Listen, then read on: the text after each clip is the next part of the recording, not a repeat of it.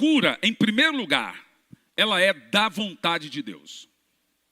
Se você não crê que a cura é da vontade de Deus, esse é um ponto central na sua cura. Você não tem aonde firmar a sua fé. Aonde a sua fé é firmada? Na ideia bíblica que Deus quer curar. Pense comigo. Se você tem dúvida desse primeiro princípio, você não terá fé em nenhum outro. Qual a ideia das pessoas? A ideia das pessoas é: se for da vontade de Deus, eu serei curado. Aonde mora o problema nesse tipo de pensamento? O problema nesse tipo de pensamento mora no si. Já começa errado. Se for da vontade de Deus, eu serei curado. Agora você pensa, todos os textos bíblicos de cura, textos conhecidos de nós mesmos, ele levou sobre si nossas enfermidades e pecados, ou nossos pecados e enfermidades. Todos os textos que mencionam cura, mencionam perdão. Por quê? Porque o princípio da cura na Bíblia é igual ao princípio do perdão. Por quê? Porque no mesmo lugar que nós perdemos a nossa saúde, nós perdemos a vida eterna. E o mesmo Jesus está completamente conectado, que perdoa você dos seus pecados, é o mesmo que também cura. E pelas suas pisaduras fomos sarados. No mesmo texto, é Ele quem perdoa os seus pecados e pelas suas pisaduras fomos sarados. Ou seja, como você deve começar um princípio para viver um milagre?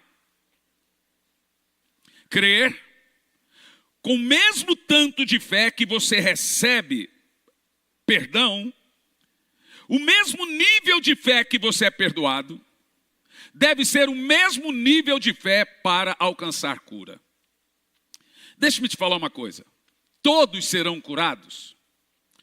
Se eu sou um pregador desse tipo de pregador determinista, eu diria que todos deveriam ser curados. Na realidade, biblicamente falando, todos deveriam ser curados. Mas não são todos que são curados. Nem com Jesus não foram todos curados. Você vai se lembrar que Jesus esteve na sua cidade natal, em Nazaré, e diz o texto bíblico que ali ele não pôde realizar milagres. Notem que a Bíblia não diz que ele não quis, a Bíblia diz que ele não pôde. Por quê? O resto do texto simula.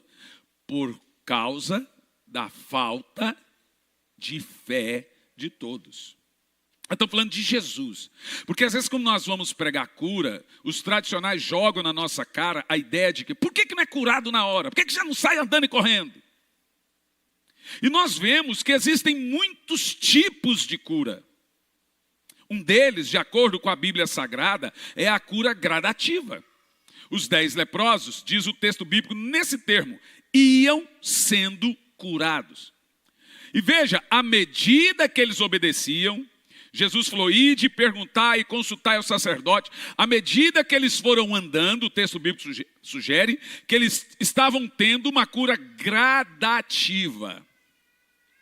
Nós temos pessoas que são curadas na hora, temos pessoas que começam a ser curadas.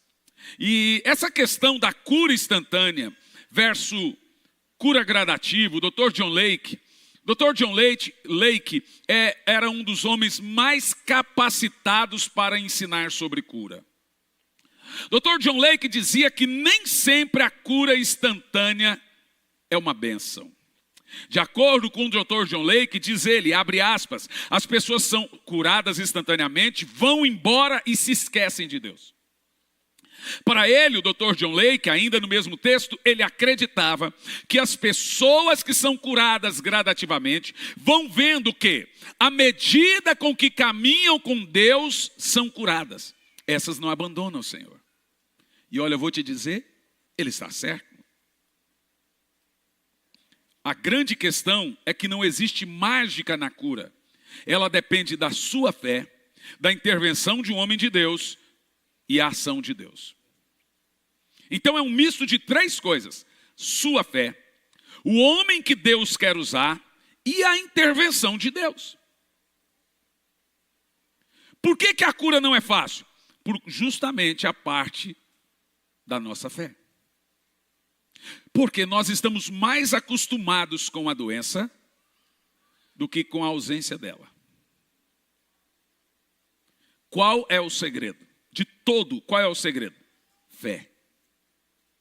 E se fé fosse fácil de ter, a Bíblia não seria amplamente ensinada na questão de fé.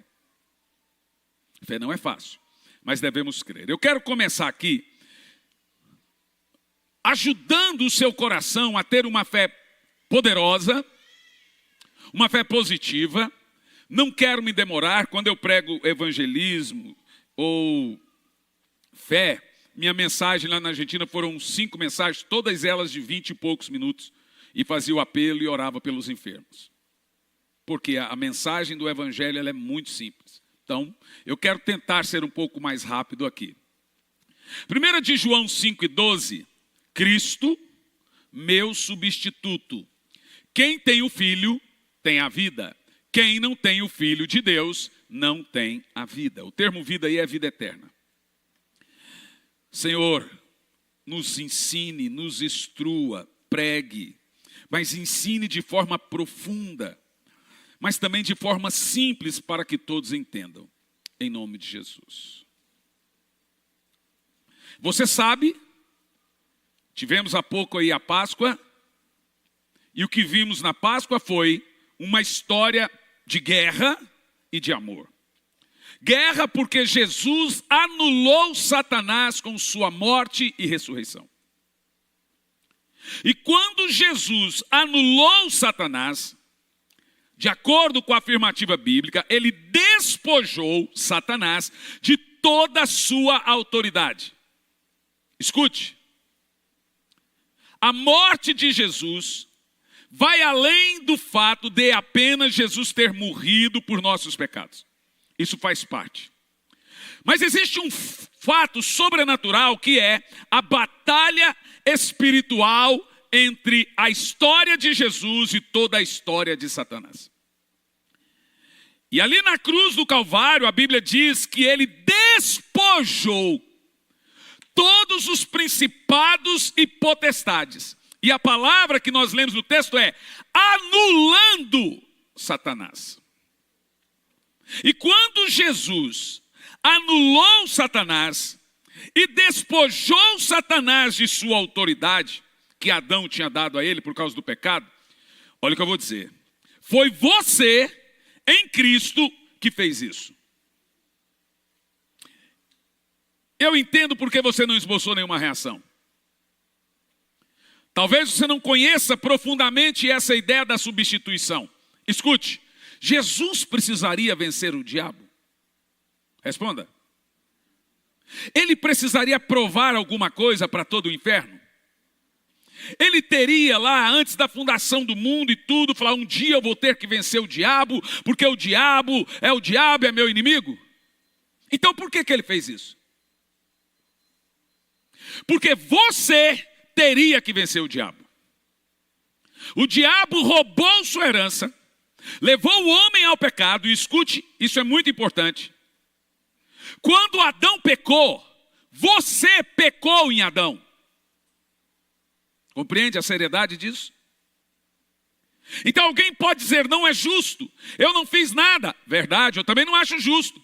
Mas quando Adão caiu, você caiu com ele. Quando Adão pecou, era você pecando em Adão. É o nosso pai, todo o nosso DNA veio dele, e isso não mudou. Então, se quando Adão caiu, eu caí com ele, quando Adão morreu, eu morri. A Bíblia diz que tínhamos sem Cristo morte eterna. Todos nascem para ir ao inferno. Ninguém nasce para ir para o céu. Por causa do pecado original, o homem agora, sem cometer nenhum pecado, ainda assim nasce pecador. Por quê? Adão foi o meu substituto no pecado. E não importa se é 6.000 anos atrás, ele é seu pai. Não é verdade? E o pecado, ele vem na corrente sanguínea do homem, vem por todas essas gerações até chegar em nós. Se pegar o carbono 14 e achar ali os restos mortais de Adão e fazer ali um dado científico com carbono 14, você vai ver que o DNA que está em Adão é o mesmo DNA que está em nós. Ou seja, achamos então o pai de todos. O que nos une a Adão, presta atenção, o que nos une a Adão são duas coisas: a natureza e o pecado. A Bíblia diz que por causa de Adão, todos pecaram, e agora afastados estão da graça de Deus. Se você conseguir colocar para mim, Tiago, não mandei para você os textos, mas Romanos 5, versículo 17 em diante. Romanos 5, 17 em diante. Preste atenção nisso. Pois, se pela transgressão de um só homem, quem é esse homem? Fale o nome dele. Adão. Por causa da transgressão de um só homem, a morte reinou por meio de Adão. Muito mais os que recebem da transbordante provisão da graça. Eu quero que você leia essa palavra bem alto, que eu vou falar sobre isso. O dom da justiça. Mais alto. Vamos lá. Reinarão por intermédio de um único homem, Jesus Cristo. Então presta atenção, nós temos dois substitutos nesse texto. Um para a morte e um para a vida. O primeiro substituto é Adão. Ele estava trabalhando por você quando ele caiu. Adão estava ao serviço de sua descendência. Adão estava ao serviço da sua descendência. Adão estava ao nosso serviço. Quando Adão caiu, ele comprometeu toda a sua descendência. A Bíblia deixa claro, pelo pecado de um só homem. O que você fez para merecer o pecado? Nada. Você estava ali pecando? Pessoalmente não, mas em Adão sim. Então pense comigo, o que a Bíblia vai nos ensinar com isso? Diz o seguinte: a morte reinou.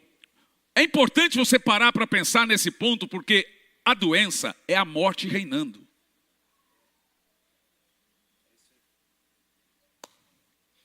Crente fica doente, não crente fica doente. Pecador fica doente, não pecador fica doente também. Eu sei que tem igreja aí que diz que crente não fica doente. Esses aí são os maluquinhos.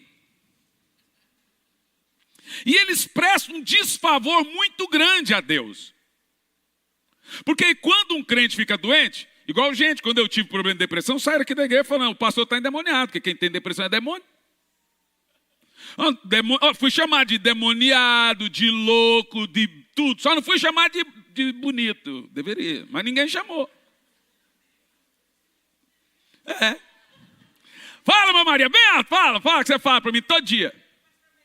Ah, é, tá vendo? Inteligentíssima. Pensei que estava só surda, tá cega também.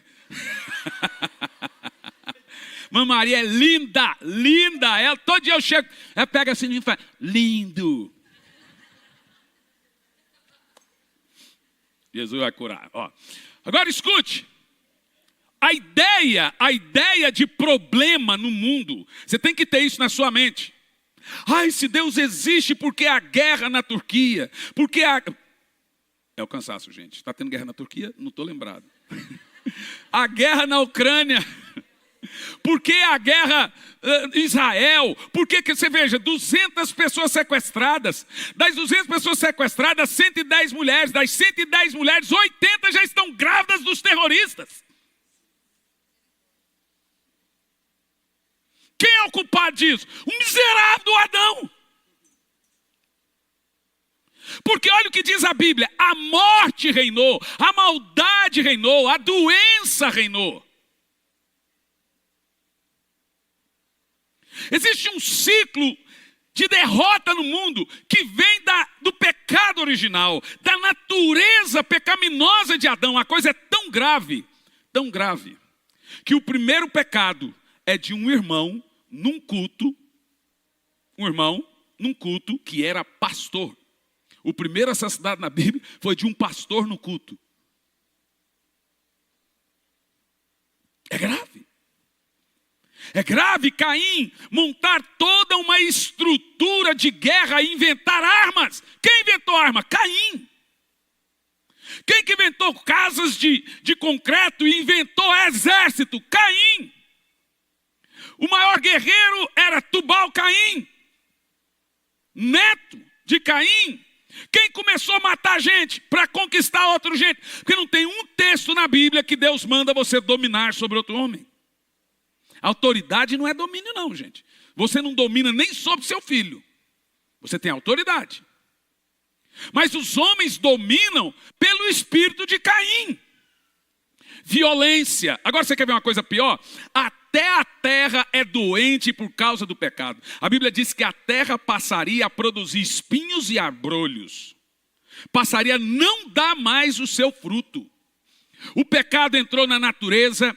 Os bichos não tinham ferocidade. A serpente não era como você vê hoje.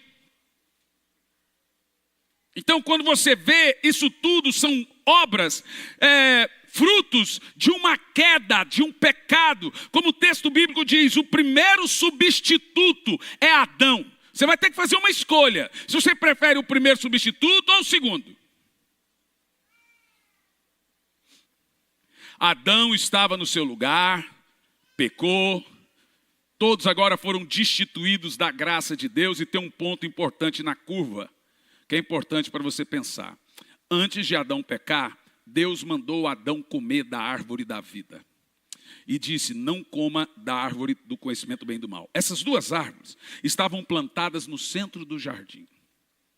As duas eram visíveis. Então Deus mostrou para Adão, aquela árvore você deve comer.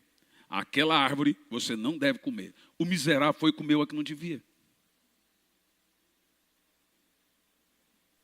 E aí Deus antes tinha mandado Adão comer da árvore da vida. Agora quando Adão caiu, quando Adão pecou, a Bíblia diz que Deus colocou 2 querubins na porta do jardim para Adão não entrar e não comer da árvore. Agora é estranho.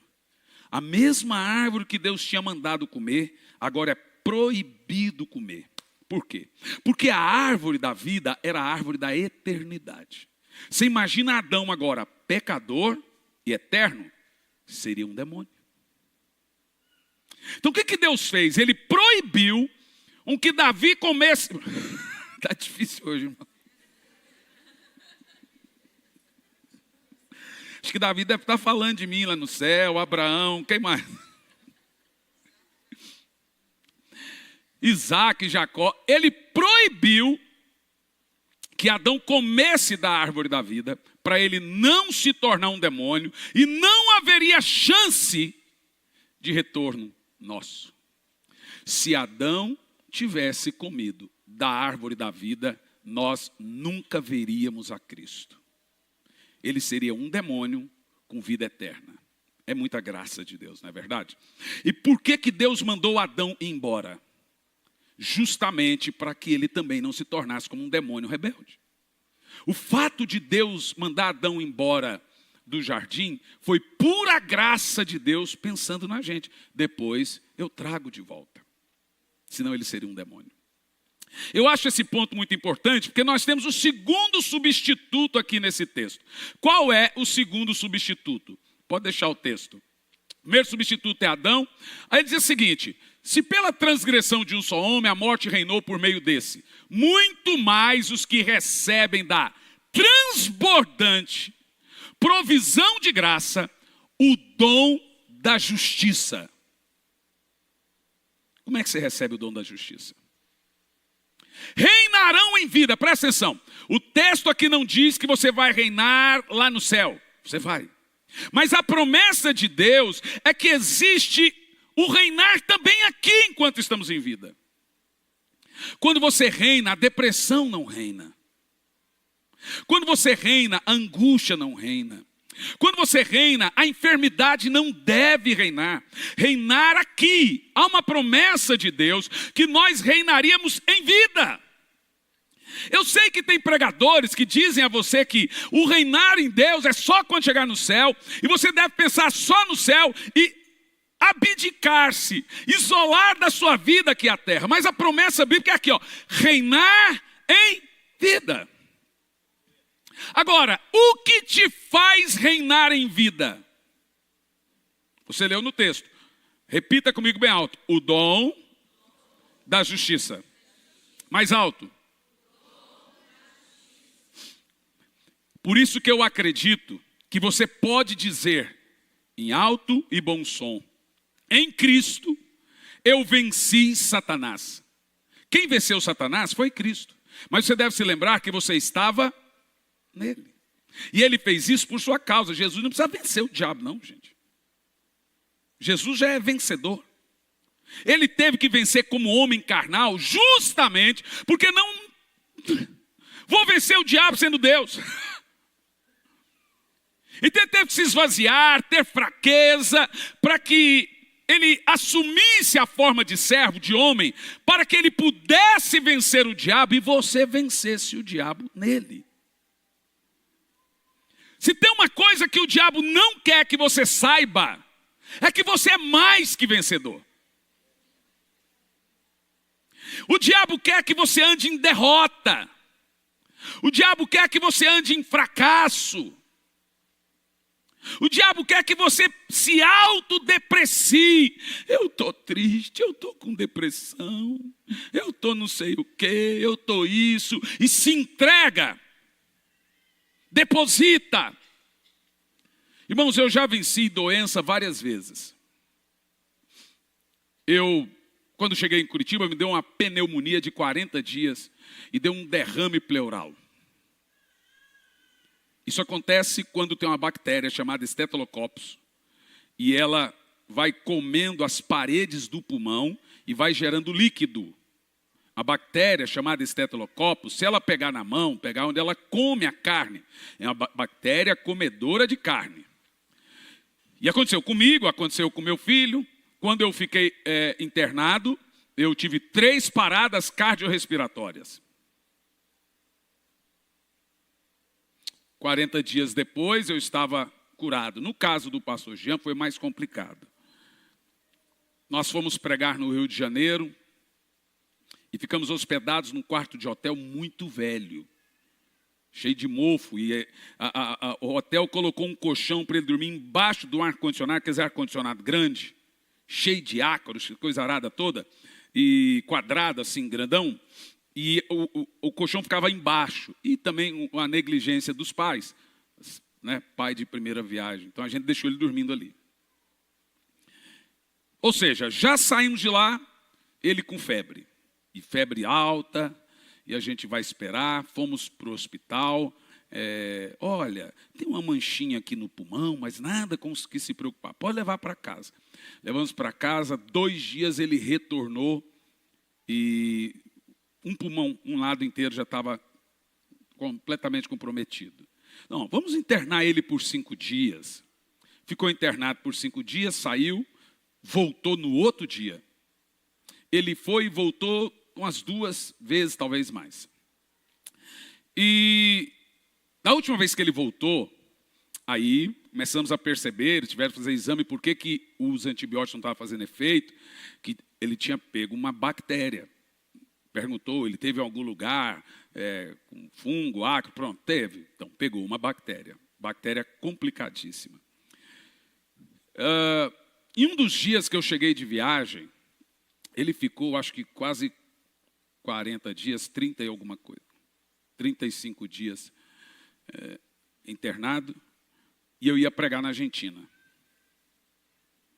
No dia que eu fui pregar na Argentina, eu tinha chegado de uma viagem, E ele veio, já tinha saído do hospital, eu falei, glória a Deus, já saiu do hospital. Me abraçou tudo, fomos para casa.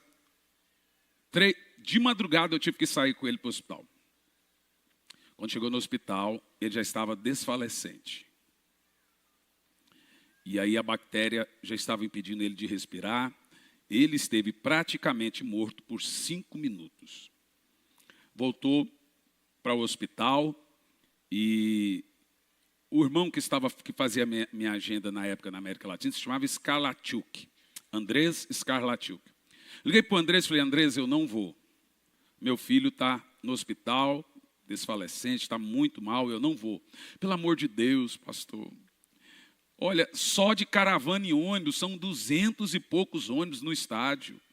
Não faça isso. Falei, irmão, você tem que entender que eu estou com meu filho morrendo no hospital. Para mim, pode 1 milhão de pessoas na praça na Argentina. Eu não posso fazer isso. Aí, minha esposa falou assim, amor, vai para a Argentina. Cuida da obra de Deus, cuida das coisas de Deus, e Deus cuida do seu filho aqui. Pode ir, descansa seu coração. Então, de dia eu ficava com ele, à noite a mãe, ou às vezes revezávamos, fui para a Argentina. Quando eu cheguei, era 2 dias de cruzada, o estádio lotado, sobrenatural. Naquela noite, Jesus curou todo mundo que estava doente. Foram mais de 60 paralíticos, surdos, cegos, o estádio entupido de gente. O diabo veio e falou no meu ouvido assim, Deus é um fanfarrão, não é?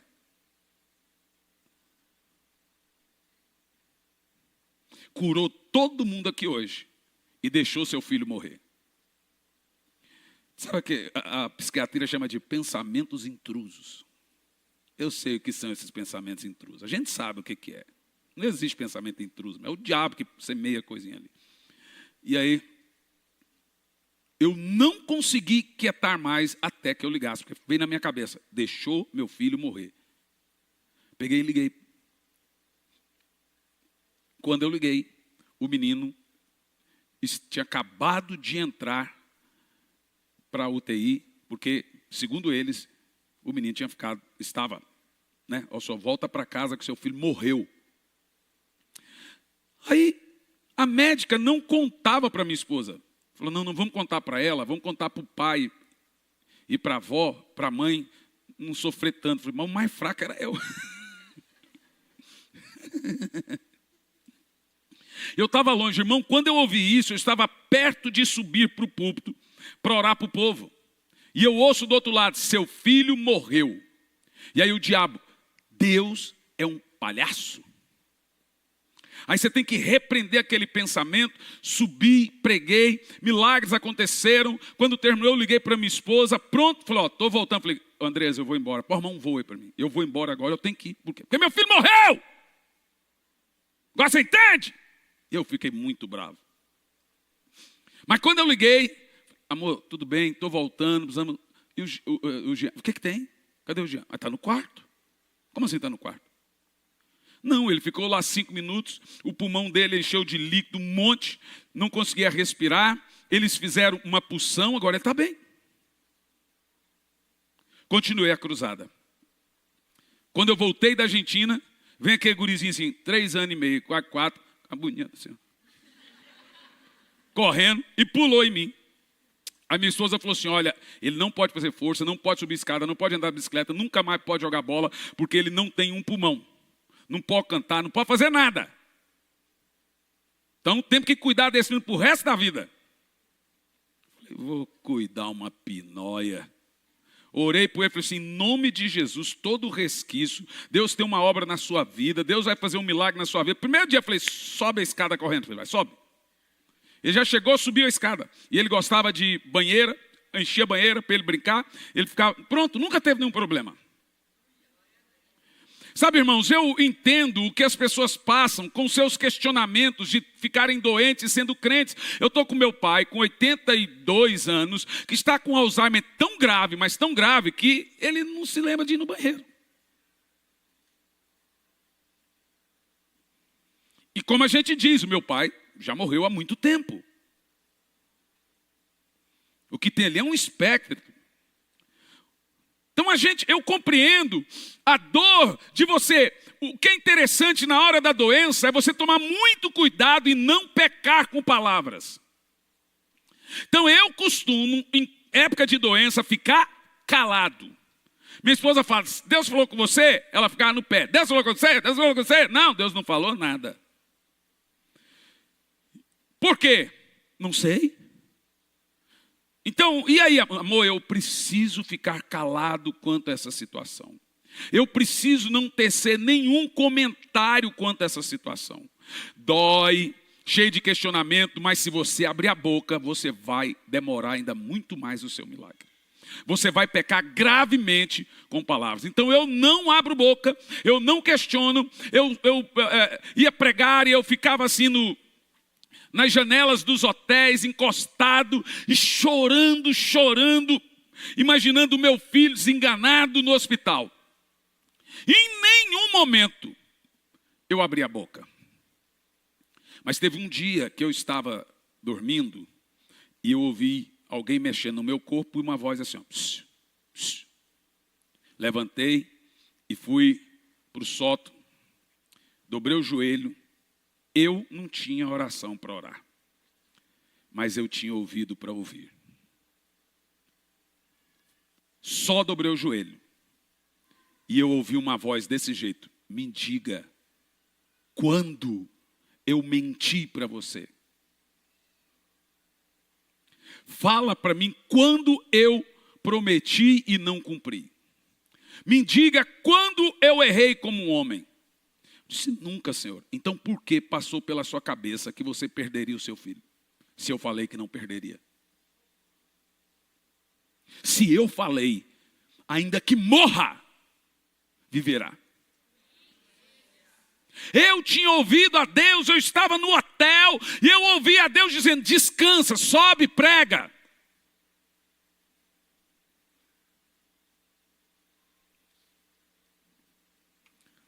O negócio de você entender que o que aconteceu na cruz foi algo muito mais poderoso de ser uma substituição.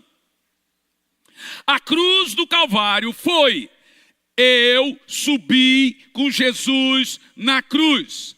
Eu era o pecador, Jesus o justo. Quando Jesus morreu, eu morri com ele. Quando ele ressuscitou, todo aquele que nele crê, ressuscitou com ele para a vida eterna.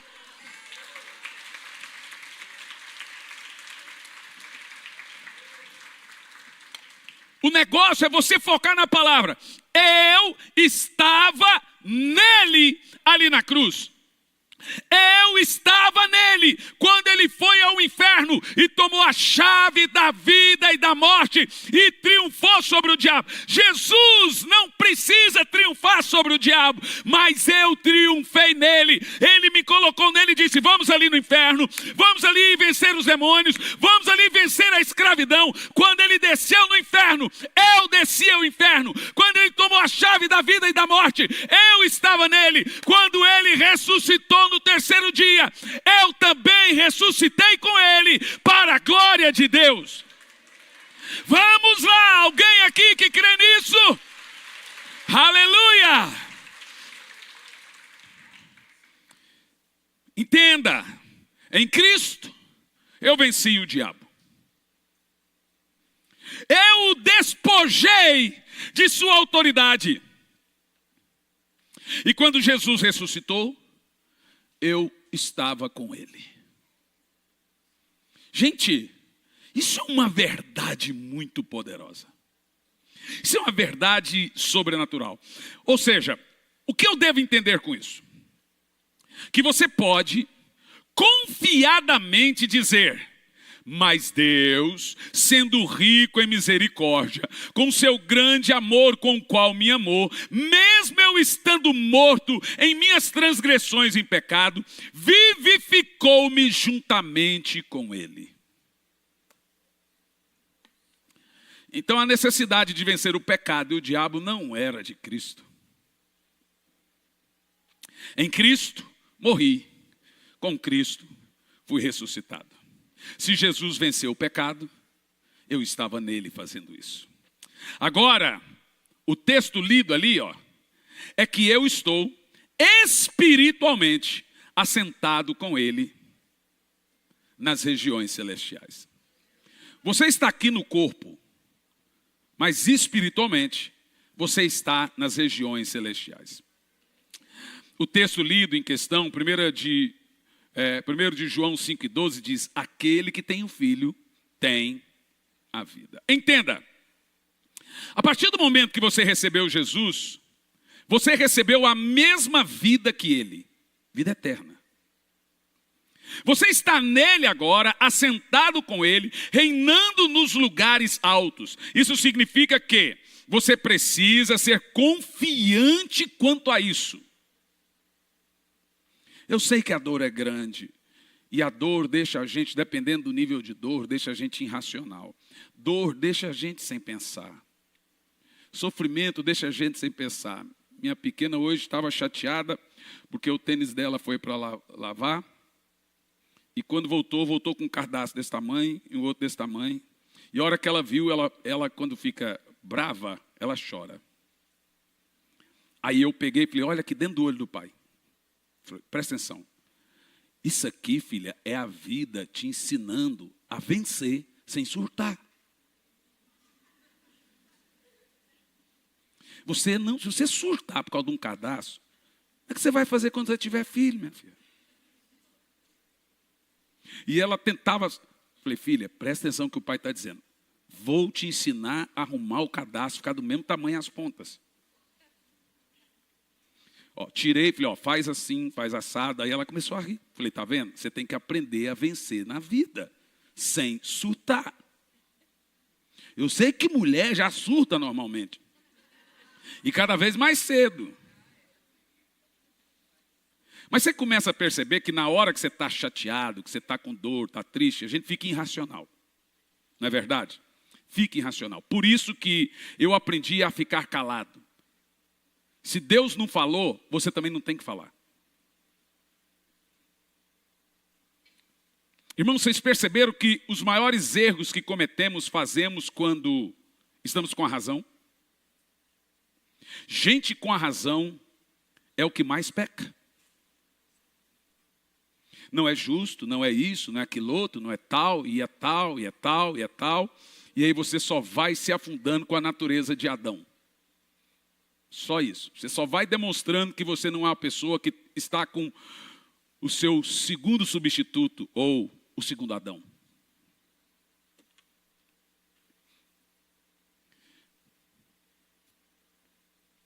Ter confiança que quando Deus olha para você, Ele te vê como filho dele.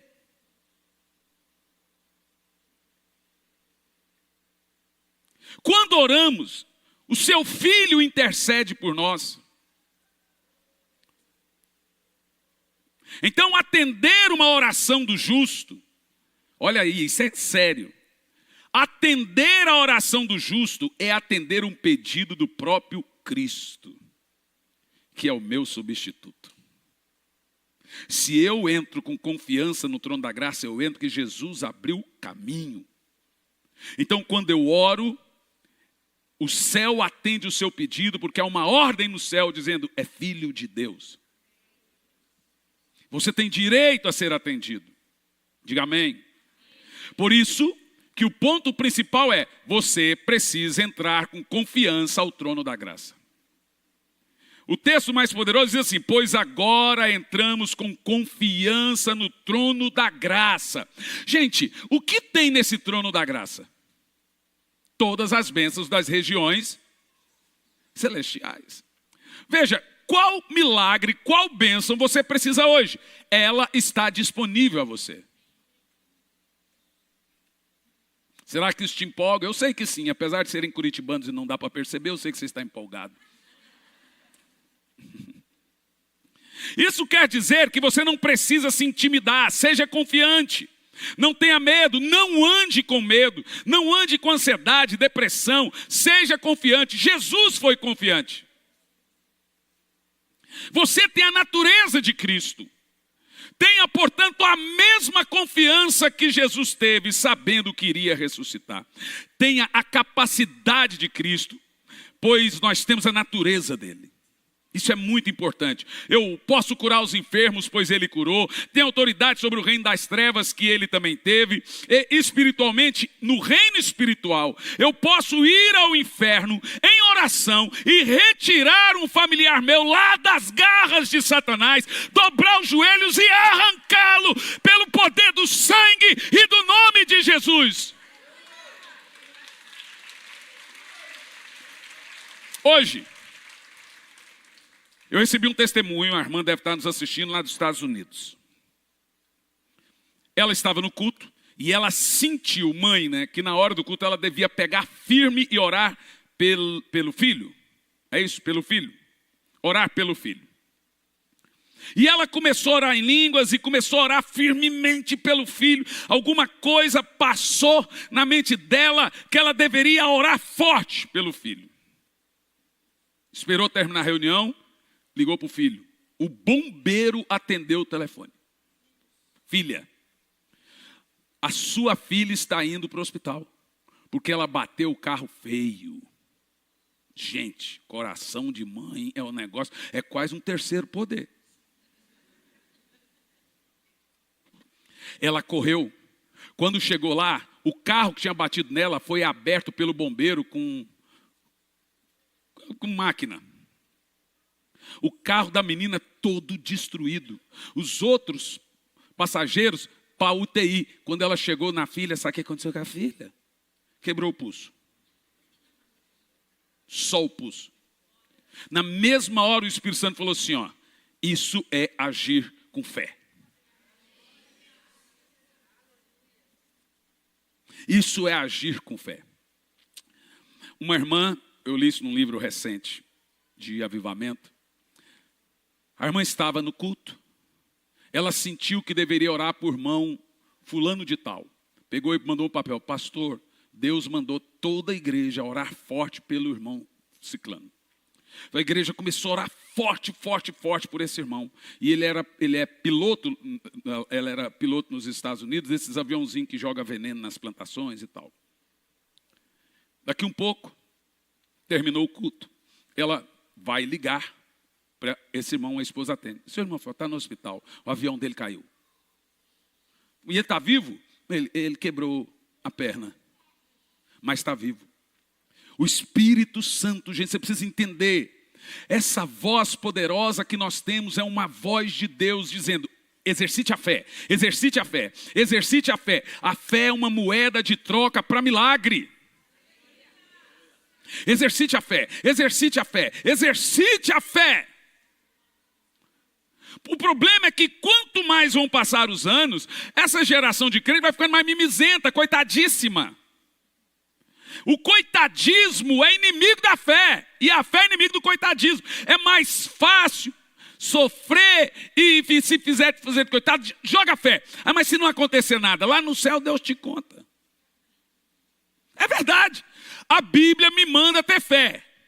Se nada acontecer com a fé, já não é da minha alçada, é de Deus. Agora, a Bíblia não manda eu ficar no critério de Deus. Por exemplo, qual é o critério de Deus? A vontade dele. Qual é o meu? Ter fé e crer. Se não acontecer com a fé, o critério é dele, ele se vira. Mas a Bíblia não manda você filosofar no critério de Deus. Ah, eu não sei, Deus não é da vontade de Deus. Isso não é critério seu. Critério seu é creia. Se Jesus não curar, aí você vai fazer o quê? Senhor, seja feita a tua vontade. Porque aí é critério de Deus. Mas o que o povo faz? Eles se metem no critério de Deus e dizem, se Deus quiser, se Deus for da vontade. Você está vendo? Não foi da vontade. Gente, o que Deus manda você fazer é crer. Se creres, verás a glória de Deus. Estávamos agora na Argentina. Há 3 anos e meio atrás, chegou uma menina, líder do louvor da igreja. E chegou com um diagnóstico, líder do louvor. Pastor, eu estou com metástases. Gente, a menina mostrou o raio-x inteirinho. Metástases. Sabe onde que começa as metástases? Sabe por que não? Começa na medula. Por quê? Por causa da químio que vai mudando todo o seu sangue medular. Ele começa na medula, a maioria deles. Quando eu vi a medula inteirinha de câncer, a menina tinha 1 semana de vida. Nós oramos por ela.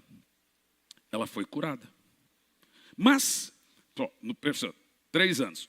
Na outro ano eu voltei, ela vem com a cabeça inteira raspada. E aí, você foi curada? O médico disse que ainda não, então eu estou com esse tratamento e tal. E vai indo. Agora nós chegamos lá. De repente eu vejo uma menina cantando, bonita, o cabelo grande. Eu falei, pastor Walter, aquela menina ali, né, é pastor Hernani. Ela fez todos os exames de novo. O antes e o depois. A hora que eu abri o exame, hoje não tem uma fagulha de tumor na medula, ou não sei aonde tinha, etc. O médico falou assim, olha, não vou dizer que é milagre, mas olha.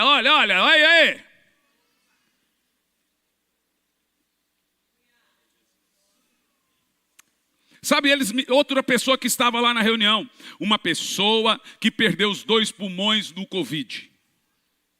Ficou 3 meses internada na UTI. E aí, quando ela chegou para receber a oração, ela chegou com um balão de oxigênio desse tamanho e andava com esse balão de oxigênio.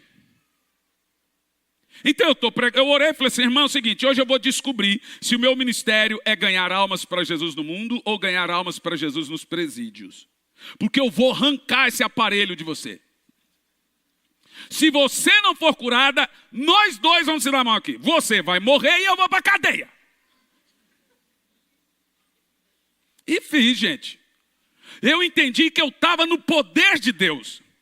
Peguei e arranquei aquilo do nariz, o balão de oxigênio, chutei. Falei, Senhor, agora é o seguinte, é o teu nome, hein?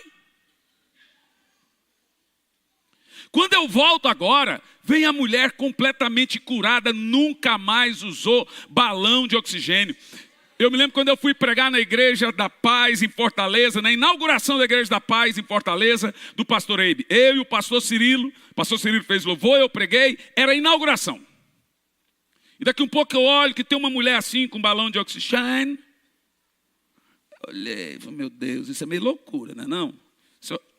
Senhor, é maluquice. Cheguei para o pastor Eibe e falei, pastor Eibe, eu vou arrancar aquele balão de oxigênio daquela menina. Falou, pelo amor de Deus, faz isso não. Vai, pastor, eu não vim aqui, o senhor não me chamou para orar por cura? Sim, mas aquela ali é um pouco mais difícil. Falei, pois eu vou dizer uma coisa para o senhor. Aqui vai nós dois para a cadeia, se o senhor não tiver fé. Eu vou fazer, mas o senhor não quer ter fé, não? Irmão, eu fui na fé. Deus não falou nada para mim. Fui, meti a mão e arranquei o balão de oxigênio. Falei, Senhor, aleluia. E quando eu olhei para a mulher foi roxeando. E a mulher foi ficando com as pontas dos dedos, tudo roxo e roxeando. Eu fingi que não estava olhando. Assim, aleluia. Falei assim, oh meu Deus amado, tem misericórdia. Oh, aleluia, glória a Deus. A mulher ficou roxa uns 3 minutos. Eu falei assim, eu vou piorar as coisas. Põe ela para correr. Levanta e corre. Ela...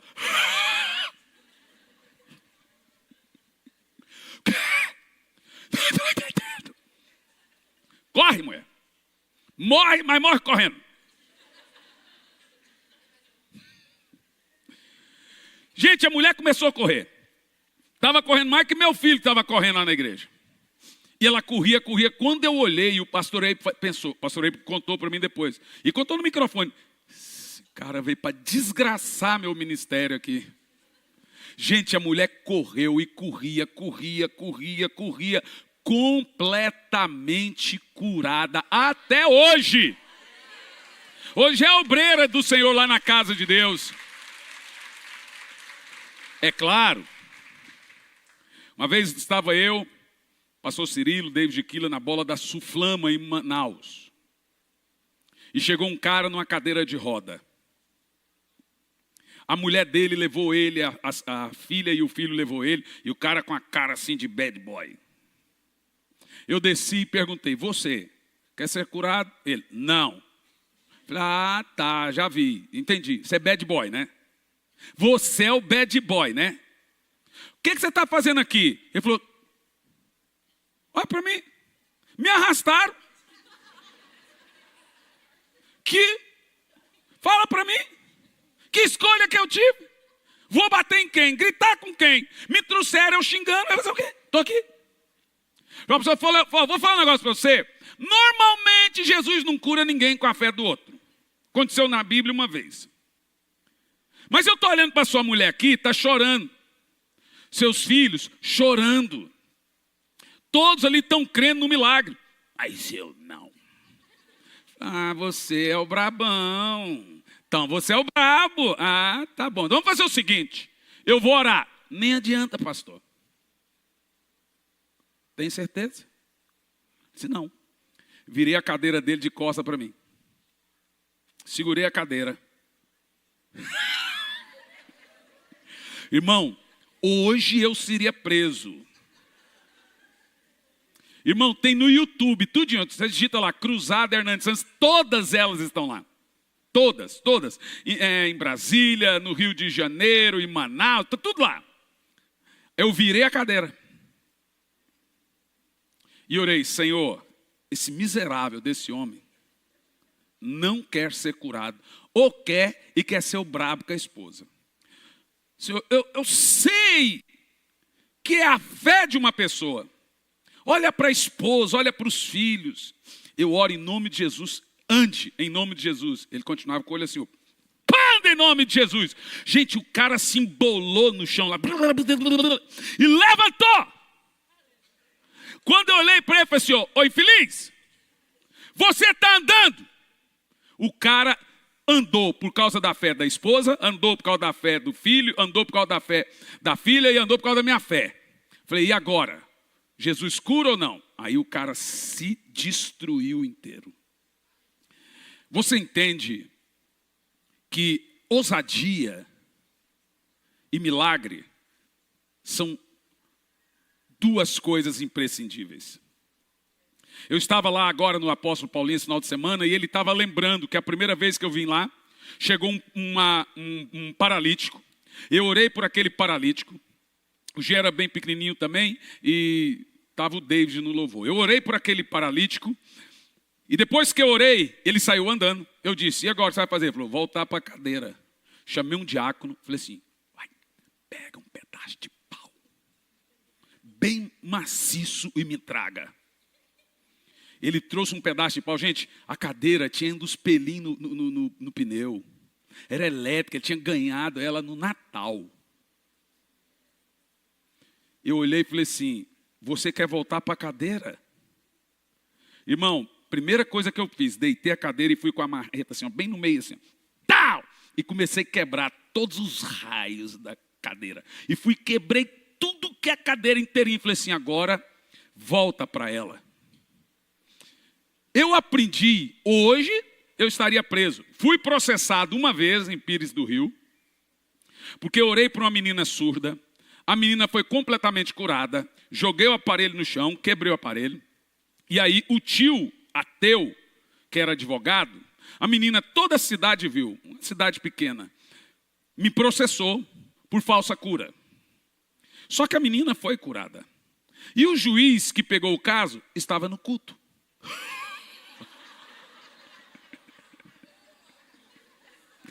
Ela pediu 500 mil, né, amor? Pediu 500 mil o advogado. Não, porque ele é rico, é 500 mil. E você sabe, quando você perde a causa, você tem que pagar o que você pediu. E mais os 50 mil dos honorários. Gente, o juiz perguntou para a menina, você foi curada? Ela, Perguntou para o tio, ela ouviu só por uma semana. Ué, mas ouviu? Meu senhor, eu estava no culto, disse o juiz. Eu vi essa menina ser curada, a gente nem me amolou o negócio. Resultado, eu ganhei a causa, agora o cara liga, desesperado. Eu não tenho dinheiro nem para as causas. Nem para pagar os honorários. Falei, meu querido, deixa eu falar uma coisa. Eu não quero seu dinheiro. Mas a lição eu acho que fica. Agora, sua sobrinha está ouvindo ou não? Ela falou, Tá, pastor. Falei, você dá sorte você não morrer. Brincar com Deus dessa maneira é sério. Lá em Brasília, um dia um rapaz chegou fingindo que era surdo. Você é surdo?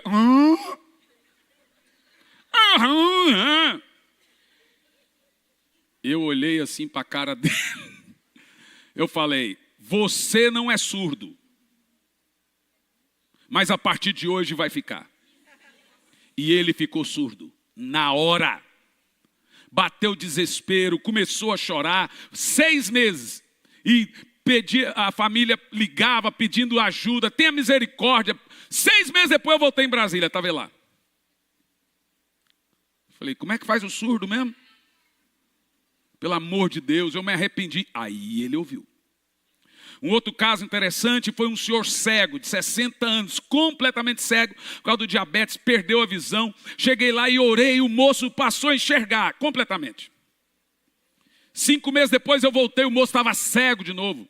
A filha dele levou ele, eu falei assim, ué, mas seu pai não foi curado? Foi, pastor. Mas o que ele está fazendo cego aqui? O pastor ficou 2 meses enxergando. E nesses 2 meses ele não podia ver algumas coisas, o quê? Primeiro, dinheiro, ele não podia ver dinheiro. Segundo, mulher, pastor. Mexia com as mulheres na rua, ficou louco, maluco. Eu e a mãe começou a orar para ele ficar cego.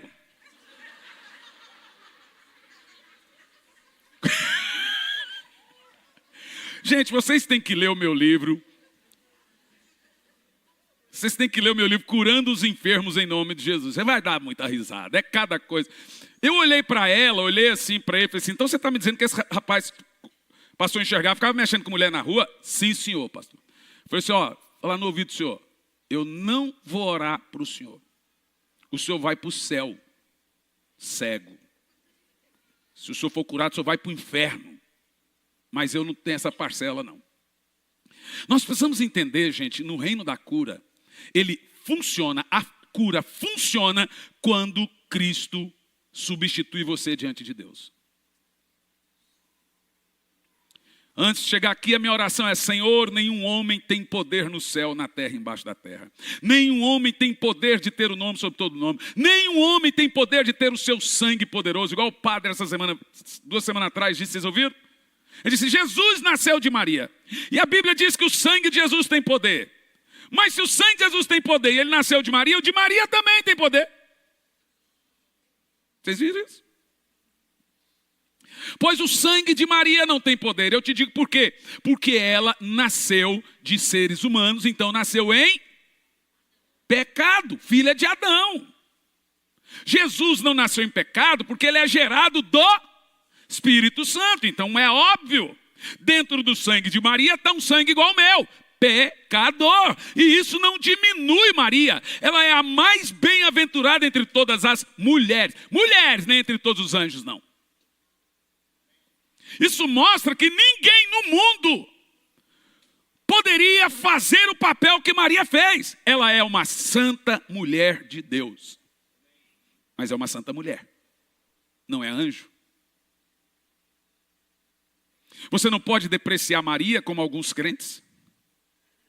E você não pode beatificar Maria. Ela precisou de um Salvador. Quem entende? Quem foi o Salvador de Maria? Ela não cantou isso com Jesus no colo? Minha alma se alegra em Deus, meu Senhor. Meu espírito se alegra no meu Salvador. Foi ela que disse que Jesus era o Salvador dela. Então, o ponto que eu quero te dizer é o seguinte. Eu vou orar pelos enfermos agora. Vamos ungir os enfermos. E você saiba que Jesus assumiu o seu lugar também nas suas doenças. Vamos orar que tem gente doente, desenganada. A gente tem 1 dia de vida, 2 dias de vida. Muita gente ali. Pai, nós liberamos milagres. Depois queremos ouvir os testemunhos. A cura agora sobre todos que estão assistindo. Cura agora, meu Pai. Libera o milagre sobre todos que estão aqui presentes. Pai, que possamos ver as Tuas maravilhas sobre cada uma dessas pessoas, que elas sejam curadas agora. Em nome de Jesus. Amém.